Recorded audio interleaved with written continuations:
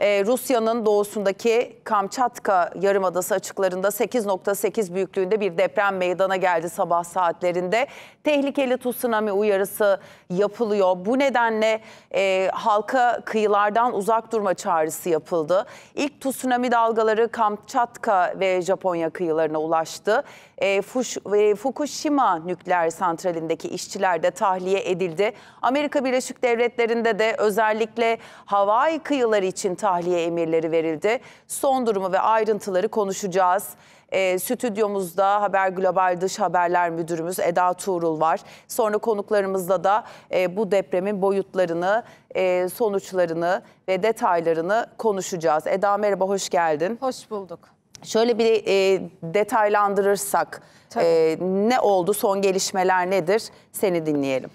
Şimdi birincisi, bölgede 1952'den bu yana kaydedilen en güçlü deprem olduğunu şu an söyleyebiliriz. Evet. Yerin 19,3 kilometre derinliğinde yaşanan bir depremden bahsediyoruz. Bu aynı zamanda tarihte bugüne kadar ölçülen en büyük 10 deprem arasında 6. sırada olduğu belirtiliyor. Evet. En son 2011'de Japonya'da gerçekleşen o deprem 9 büyüklüğündeydi. O depremden bu yana da yeryüzünde meydana gelen en büyük deprem olduğunu söylüyoruz. Dolayısıyla bu kadar büyük bir sarsıntıdan bahsettiğimiz için artçı sarsıntılarında yaklaşık... Çok büyük olduğunu görüyoruz değil mi? 7'nin üzerinde de artçılar meydana geliyor. Hem öyle hem de bu artçı sarsıntıların bir ay boyunca devam edebileceği konuşuluyor. Şimdi evet, depremin yaşandığı yer Rusya, Kamçatka Yarımadası ama etkilediği yer, bakın şimdi size 16 toplamda yer sayacağım. Yani yalnızca Rusya'dan bahsetmiyoruz. Nerelerde tsunami alarmı verildi? Hemen önce bir ona bakacak olursak Rusya'nın yanı sıra Japonya, Tayvan, Filipinler, Çin, Amerika Birleşik Devletleri'nin Hawaii eyaleti ve bir yandan da batı kıyısı yani Kaliforniya'dan da bahsediyoruz. Guam, Tonga, yine Amerika Birleşik Devletleri'nin Alaska eyaleti, Oregon, Kanada'da, Vancouver'da bile alarma geçilmiş vaziyette. Özellikle Britanya Kolombiyası tsunami uyarısının yapıldığı yerler arasında.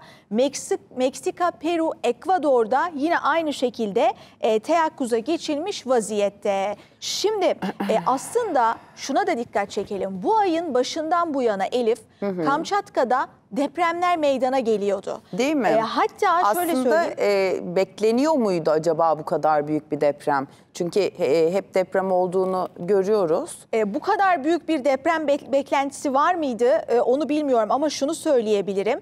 Genellikle Kamçatka yakınlarında denizde en büyüğü 7,4 olmak üzere ay başından bu yana 5 deprem meydana geldi. Bunlar arasında en büyüğü 20 kilometre derinlikte gerçekleşmişti. Bugün artık en büyük depreme yani 8.8'e tanıklık ediyoruz. Tabii Kamçatka bölgesinde acil durum ilan edilmiş vaziyette. Bu arada Kuril adaları da elbette burada sarsıntıdan işte bu... önlemlerden etkilenmiş vaziyette.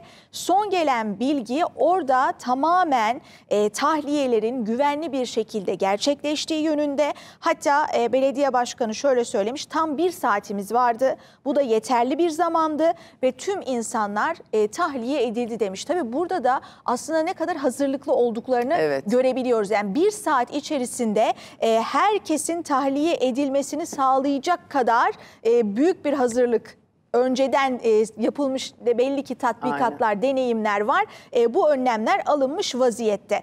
Bunun da altını çizelim. Tabii şimdi burada Yeni Zelanda'ya kadar etkisinin ulaşabileceğinden bahsediyoruz. Değil mi? Çok büyük bir alana yayılmış bir etkiden bahsediyoruz. Ama bu dalgalar nereye, ne kadar büyüklükte ulaşacak şu an onu henüz bilmiyoruz. İlk artık bu saatlerde ulaşmasını beklediğimiz ve etkisini gözlemlemeyi beklediğimiz yer Hawaii olacak.